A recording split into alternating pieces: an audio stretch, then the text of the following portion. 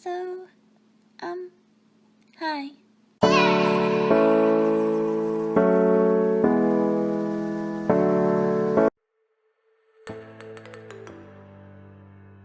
Kami dari kelompok 6 yang beranggotakan saya, Fidil Lestari, Zianing Farihami Sakila, dan Muhammad Fauzan Al-Ghifari. Kali ini kami akan membahas mengenai mixed method dalam penelitian. Apa itu mixed methods? Mixed methods merupakan gabungan antara metode kuantitatif yang bersifat konfirmatif dan deduktif, serta metode kualitatif yang bersifat eksploratif dan induktif. Jadi kalau misalnya selama ini kita ketahui ada dua jenis metode penelitian, yaitu kualitatif dan kuantitatif. Kalau mixed methods ini menggabungkan keduanya untuk mendapatkan hasil yang lebih maksimal. Kapan mixed methods ini diaplikasikan? Mixed methods diaplikasikan pada saat peneliti memiliki pertanyaan yang perlu diuji dari segi outcomes dan prosesnya. MMR itu ada dua tipe, yaitu tipe konkuren gabungan dan tipe sekuensial gabungan. Tipe konkuren gabungan itu maksudnya adalah penelitiannya menggunakan kedua macam metode penelitian, yaitu kualitatif dan kuantitatif, lalu kemudian diintegrasikan dengan seimbang. Nah, konkuren gabungan ini punya 3 strategi. Yang pertama namanya strategi triangulasi konkuren. Strategi triangulasi konkuren ini dilakukan dengan cara mengumpulkan dan menganalisis data sesuai dengan masing-masing penelitian, lalu kemudian hasilnya dibandingkan. Yang kedua ialah strategi embedded konkuren. Strategi embedded konkuren merupakan penelitian kuantitatif menginduk penelitian kualitatif, atau sebaliknya penelitian kualitatif menginduk pada penelitian kuantitatif. Dalam hal ini, pengumpulan data kuantitatif dan kualitatif secara bersamaan, dan analisis temuan pun dilakukan secara bertahap. Dan pada akhirnya, integrasi temuan. Yang ketiga yaitu strategi transformatif konkuren. Pada strategi ini, pengumpulan data kuantitatif dan kualitatif dilakukan secara bersamaan. Adapun prioritasnya bisa kuantitatif atau kualitatif ataupun keduanya. Dan integrasi hasil dilakukan pada tahap analisis. Tipe yang kedua ialah sekuensial gabungan. Maksud dari sekuensial gabungan ini adalah penelitian dilakukan secara berurutan, baik penelitian kualitatif dahulu, baru dilanjutkan dengan penelitian kuantitatif ataupun sebaliknya.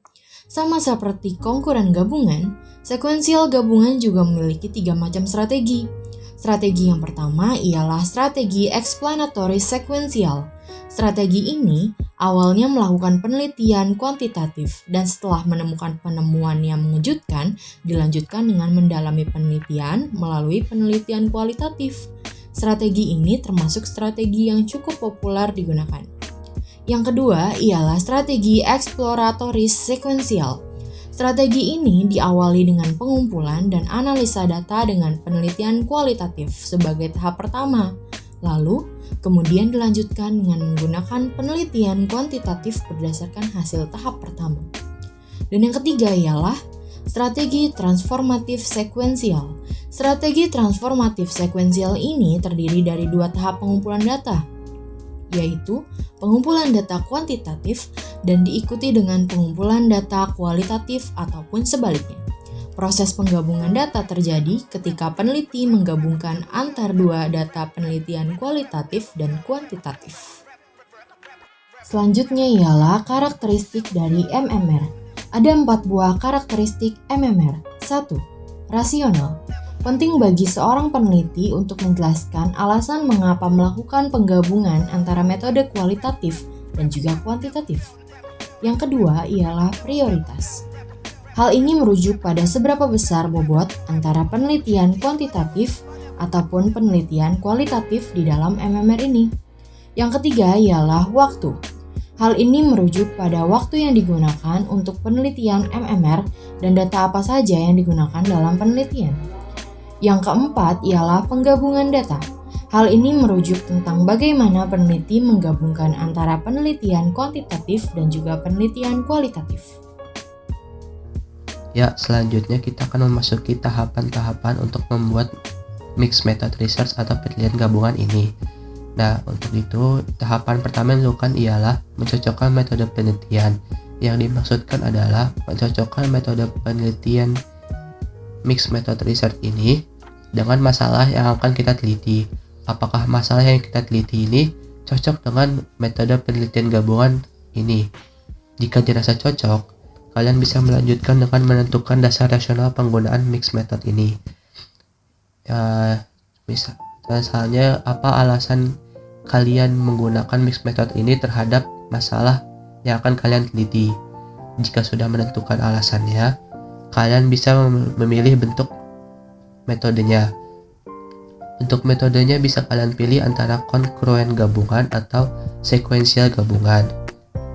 Nah, sebelum kalian melangkah pada langkah keempat, yaitu mengumpulkan data, seandainya kalian memilih bentuk rancangan kualitatif dan kualitatif sekuensial, maka kalian harus memulai dengan melakukan identifikasi masalah, kemudian dilanjutkan dengan studi literatur, terus merumuskan tujuan, menyusun instrumen, validasi instrumen, penentuan populasi dan sampel, baru pengumpulan data sampai selesai. Nah, setelah mengumpulkan data sampai selesai, kalian bisa menganalisis data menggunakan rumus-rumus yang sudah kalian rumuskan. Dan setelah kalian menganalisis data tersebut, kalian bisa memvalidasi data. Yang dimaksud ini adalah menguji kebenaran data yang kalian buat.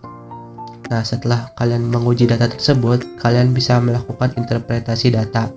Yang dimaksud di sini adalah kalian bisa menafsirkan atau menerjemahkan hasil dari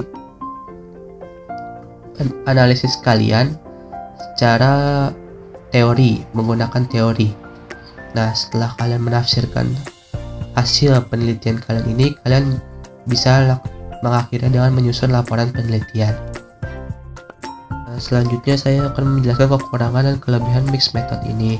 Nah, untuk kelebihannya dapat dilihat yang pertama adalah membantu menjawab lebih banyak pertanyaan.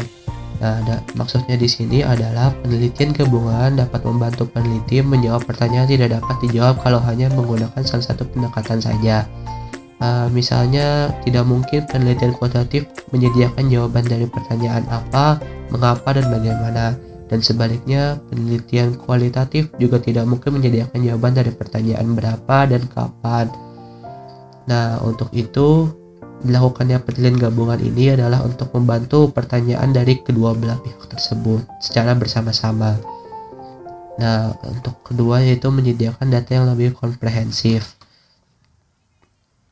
Karena penelitian gabungan ini menggunakan kedua bentuk penelitian, maka keduanya tersebut dapat digabungkan menjadi satu, sehingga data yang terkumpul jauh lebih lengkap dan komprehensif serta menyeluruh.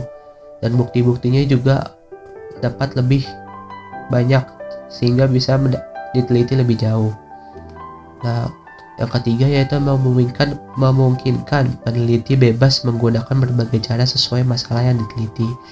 Nah, karena dia menggunakan penelitian gabungan, peneliti bebas menggunakan metode apa saja. Apakah dia ingin menggunakan metode wawancara atau kuesioner, atau bisa keduanya. Dan juga dia bisa menggunakan metode yang lain seperti observasi dan teknik pengumpulan data yang lainnya. Nah, yang terakhir adalah lebih terstruktur. Karena peneliti menggunakan penelitian gabungan, maka data yang digunakan harus terstruktur agar penelitian ini dapat terlihat jelas dan benar sesuai proses yang dibuat. Nah, untuk kekurangannya dari metode penelitian gabungan ini, yang pertama adalah membutuhkan waktu, biaya, dan sumber yang lebih banyak dibandingkan dengan menggunakan salah satu metode penelitian saja. Nah, yang kedua yaitu membutuhkan keterampilan lebih. Yang dimaksud adalah membutuhkan keterampilan lebih bagi penelitinya. Jika peneliti tidak mempunyai keterampilan yang lebih, maka dapat dipastikan bahwa penelitian yang dilakukan akan mengalami kegagalan atau berhasil tapi sangat sulit untuk diselesaikan. Nah, yang terakhir adalah sulit untuk menggabungkan kedua pendekatan tersebut saat menulis dan membuat kesimpulan. Sekian presentasi dari kelompok kami. Jika ada pertanyaan bisa ditanyakan di grup WhatsApp atau BCR. Dan jangan lupa untuk like dan subscribe ya guys. Kurang lebihnya mohon maaf. Assalamualaikum warahmatullahi wabarakatuh.